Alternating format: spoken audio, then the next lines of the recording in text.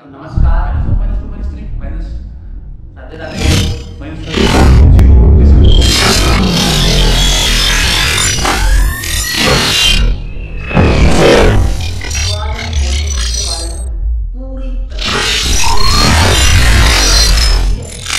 मतलब ये types of the polynomials और वेरिएबल्स क्या होते हैं, उनकी डिग्री कैसे हम देखते हैं, और पॉलिनोमियल्स किस किस तरह के होते हैं। तीन टाइप के जो भी देखा था हमने, और टर्म्स के हिसाब से भी देख लिया था और पावर के हिसाब से भी देख लिया था। तो ठीक है, हमारा हो गया जीरोज ऑफ द पॉलिनोमियल्स। तो जीरोज ऑफ द पॉलिनोमियल्स क्या होते हैं वो एक बार रिकैप कर लेते हैं कि जीरोज ऐसा कोई नंबर जिसको अगर मैं किसी पॉलिनोमियल px में रखूं इस नंबर को, तो जो इसकी वैल्यू है वो जीरो आ जाए, वो इसके जीरोज होते हैं। तो जीरोज कैसे, कितने जीरो जाएंगे किस पॉलिनोमियल्स में, यानी कि जो जितनी डिग्री होती है, डिग्री उसके बराबर अपने पास क्या आते हैं, अपने पास जीरो आते हैं, यानी कि रूट्स आते हैं। कि देख लेता, यानी कि जिनकी पावर एक है उनका सिर्फ एक रूट आएगा, और जो ग्राफ में उनका रिप्रेजेंटेशन आएगा वो लीनियर आएगा। और जिनकी पावर दो होती है, यानी कि उनके रूट्स कितने आएंगे, दो आएंगे, वो एक, और ये एक्स एक्सिस को एक बार कट करेगा, यानी कि इसका एक रूट है। और जो ये क्वाड्रेटिक होते हैं जिनकी पावर दो होती है, वो एक्स एक्सिस को दो बार कट करेंगे, यानी कि जितनी बार एक्स एक्सिस को उनका जो ग्राफ है वो कट करेगा उतने उनके रूट्स होंगे। हो सकता है यहाँ पर ऊपर दिया जाए कट भी नहीं करे, तो यहाँ पर इस केस में अपने पास जो रूट्स आएंगे वो इमेजिनरी आएंगे। आएंगे तो दो ही, लेकिन वो इमेजिनरी आएंगे, और ये आप अभी नहीं पढ़ोगे, ये आप आगे क्लासेस में पढ़ोगे, ठीक है। और जो तीन रूट से मान लीजिए, तो ये तीन रूट से उनका ग्राफ एक्स एक्सिस को तीन जगह कट करेगा। कितनी जगह कट करेगा, तीन जगह। अब आप किसी भी केस में ये इन दोनों को कट नहीं करेगा, एक्स एक्स वाई, ठीक है। तो ये नॉर्मल चीज तो मैंने आपको बता दी, ठीक है। अब हम पढ़ लेते हैं रिमाइंडर थ्योरम। तो रिमाइंडर थ्योरम क्या होती है, रिमाइंडर थ्योरम होती है कि अगर मैं किसी px पॉलिनोमियल्स के अंदर उससे कम डिग्री, उससे कम या उसके बराबर डिग्री वाले, उससे कम या उसके बराबर डिग्री वाले किसी दूसरे पॉलिनोमियल से अगर डिवाइड करूं, तो अपने पास एक कोसेंट आएगा, एक कोसेंट आएगा और कुछ रिमाइंडर आएगा। तो जो रिमाइंडर आता है वो क्या आएगा, ये अपनी रिमाइंडर थ्योरम है। रिमाइंडर जीरो आएगा, वन आएगा, या वन प्लस समथिंग कुछ, या रिमाइंडर आर एक्स की फॉर्म में आएगा, यानी कि उसके अंदर वेरिएबल भी आ सकता है। जरूरी नहीं कि रिमाइंडर अपने पास इस केस में आएगा वो कोई नंबर ही हो, जरूरी नहीं है, वो एक वेरिएबल फॉर्म में भी आ सकता है। एक्स प्लस वन भी अपने पास रिमाइंडर आ सकता है। तो इस बात को हम देखेंगे कैसे कैसे क्या करते हैं।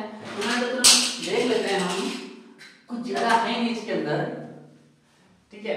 तो मेरे पास जैसे कोई कुछ नंबर है, क्या नंबर है, 3x² प्लस 2x माइनस 1, अपने पास एक नंबर दे रखा है, और ये क्या है, px है, और एक अपने पास gx दे रखा है x प्लस 1, ये क्या है अपने पास, gx है।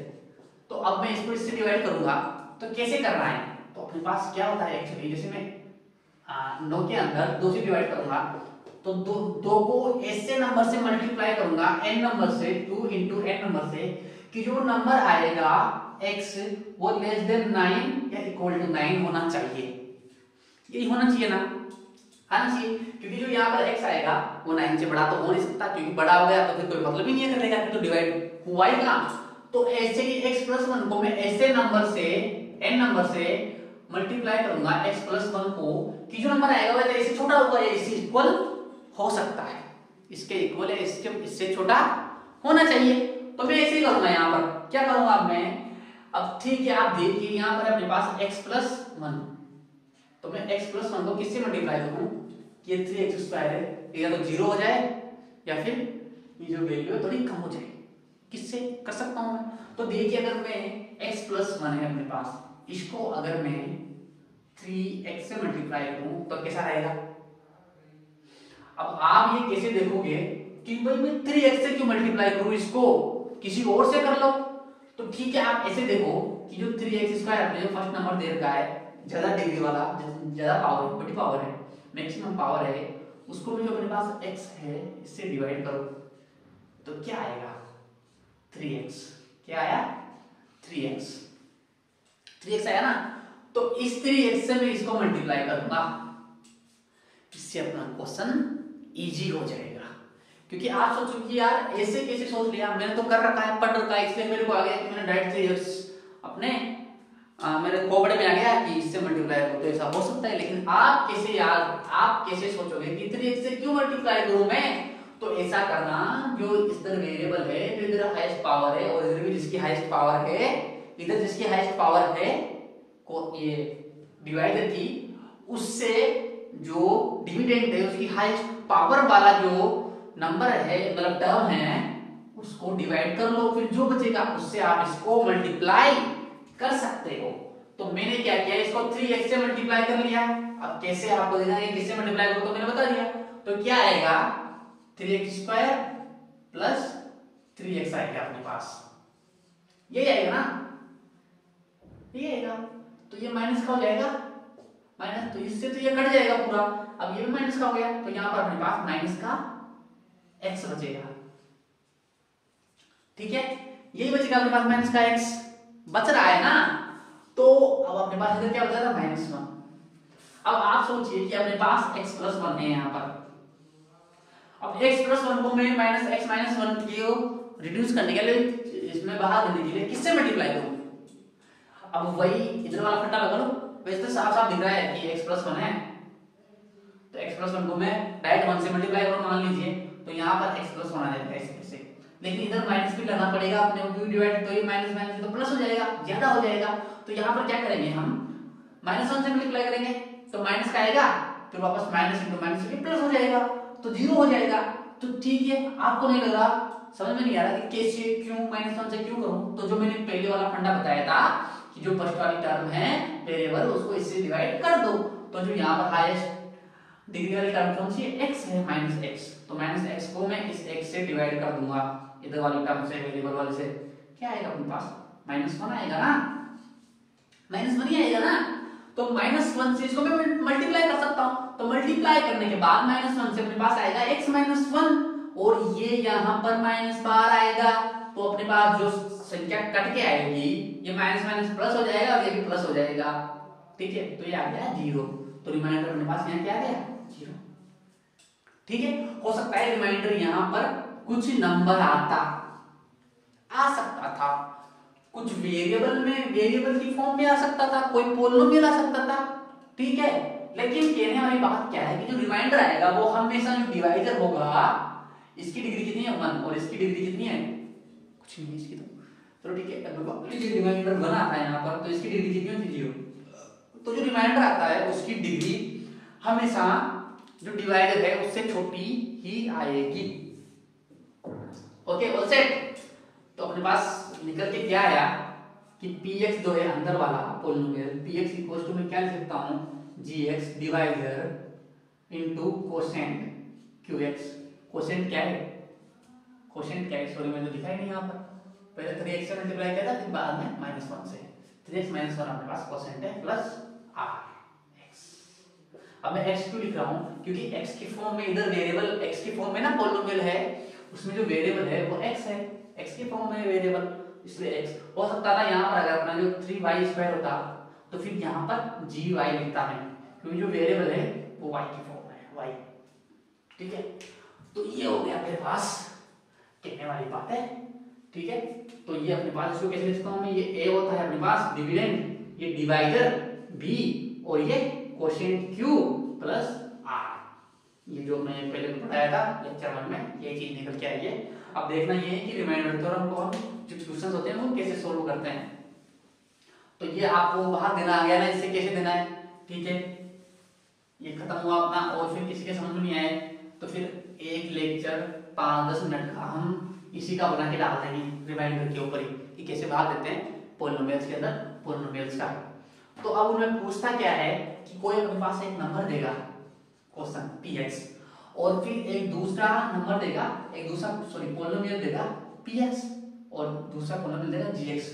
तो उसमें कैसे पूछेगा वो कि px है, उसकी जो डिग्री है, डिग्री वो x+1 है, और जो gx है उसकी डिग्री, सॉरी यहाँ पर n+1 ले लो, और जो gx है उसकी डिग्री n+1 से छोटी होगी, कुछ भी के, n प्लस 1 से छोटी होगी, ठीक है ना।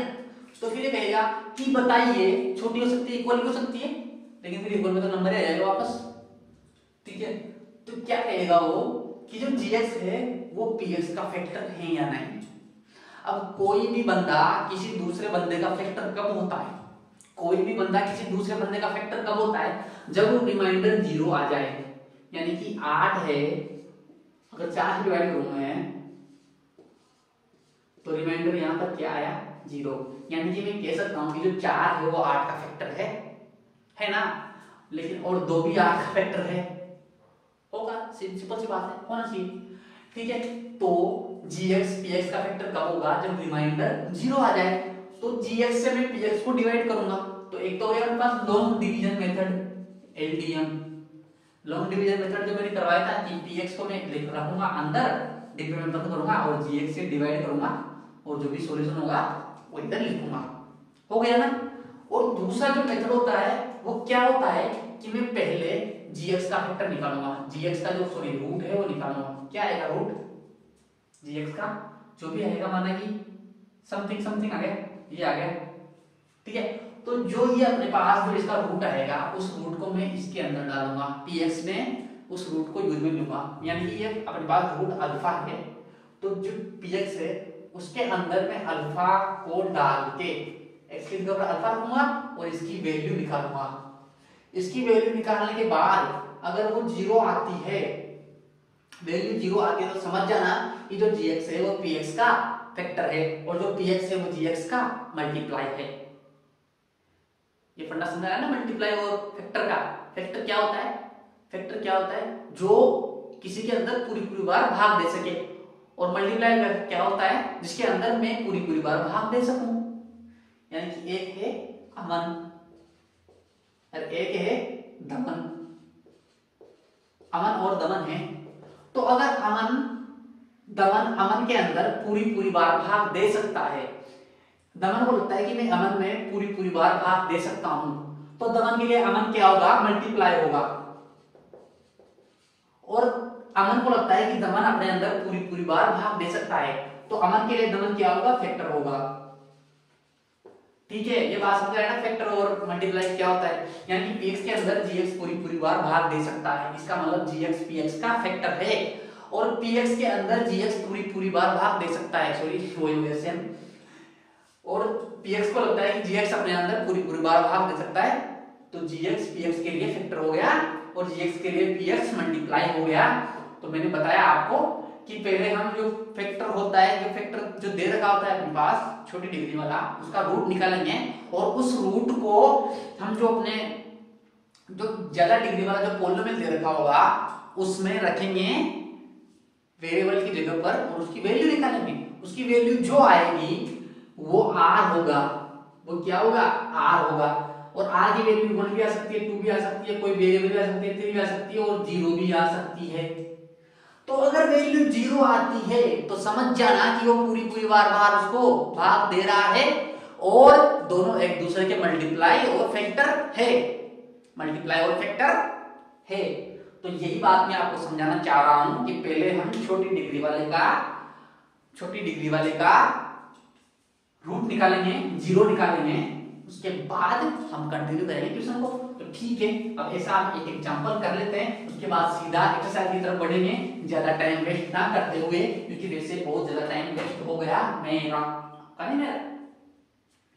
तो ठीक है, मैं एक एग्जांपल करवा रहा हूं आपको।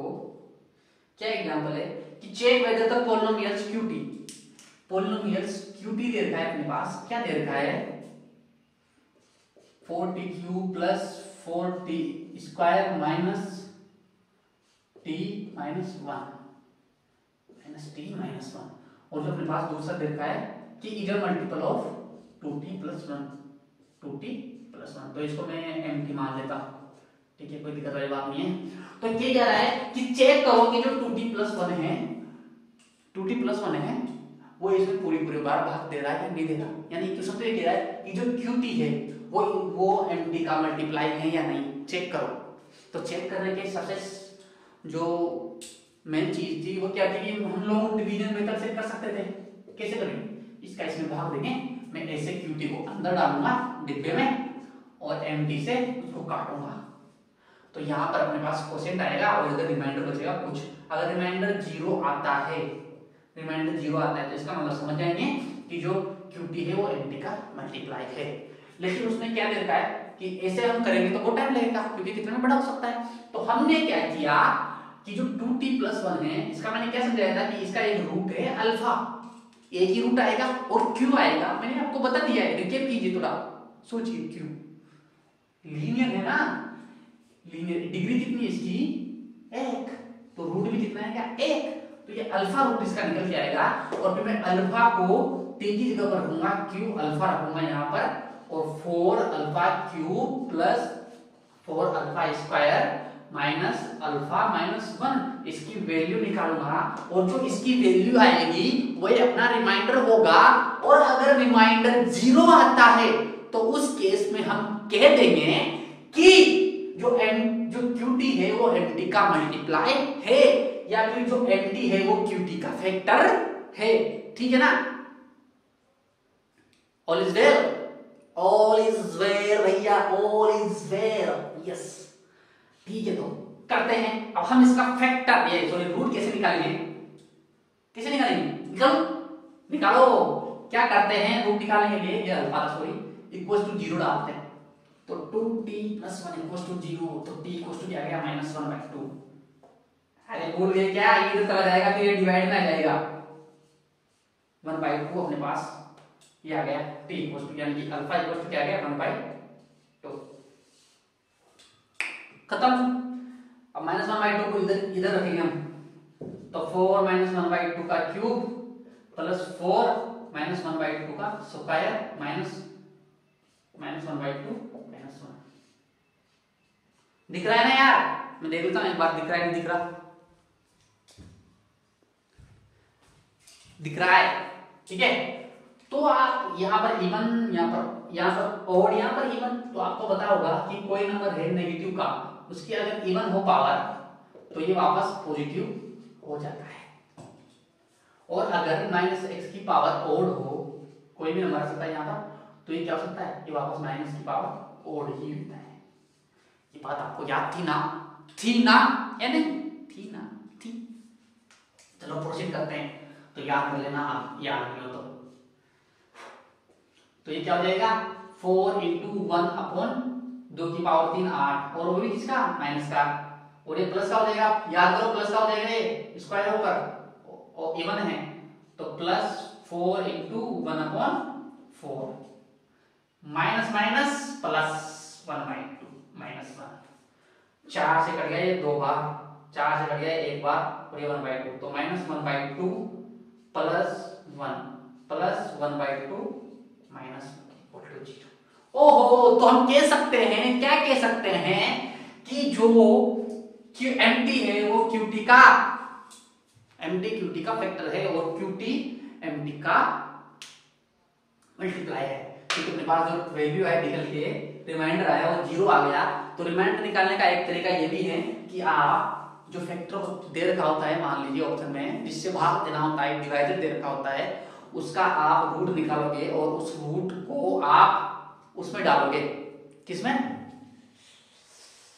जो डिविडेंड होता है उसके अंदर, जो हाई पावर हाई डिग्री का पॉलीमर का उसके अंदर डालेंगे, फिर उसकी वैल्यू निकालेंगे, और उसकी वैल्यू जो आएगी उसके हिसाब से आप समझेंगे, जो उसकी वैल्यू आएगी वही अपना रिमाइंडर होगा। तो रिमाइंडर चेक करने के लिए आपको पूरा लॉन्ग डिवीजन मेथड लगाने की जरूरत नहीं है, आप ऐसे कर सकते हो, टाइम तो बराबर लगेगा आपको दोनों में, लेकिन आप ऐसे कर सकते हो, और ऐसे अच्छा भी लगता है, और ऐसे करना है। ठीक है, ये खत्म हो गया अपना। अब मैं एक्सरसाइज की तरफ बढ़ूं अगर, तो कुछ भी नहीं, एक्सरसाइज में तीनों के तीनों जो क्वेश्चन हैं वो ऐसे ही हैं कि आपको रिमाइंडर फाइंड करना है, रिमाइंडर फाइंड करना है, किसी में फैक्टर फाइंड करना है, और किसी को बताना है कि फैक्टर है या नहीं। तो यार मैं क्वेश्चन पढ़ के बताता हूँ आपको कि क्या क्या क्वेश्चन है। देखिए फर्स्ट क्वेश्चन है, find the reminder is divided by x + 1 x - 1/2 x + 5 + 2x। तो आपको रिमाइंडर देखना है, तो मैं नहीं बता रहा, आपको लॉन्ग डिवीजन मेथड से भी करना है और इससे भी करना है, और लॉन्ग डिवीजन मेथड नहीं आएगा तो मेरे को बता देना। फाइंड द रिमाइंडर व्हेन, अरे यार, divided by x - 1, this polynomial दे रखा है तो डिवाइड करना है x - 1 से, तो x यार, रिमाइंडर निकालना है तो रिमाइंडर निकाल लेना, मैं नहीं बता रहा।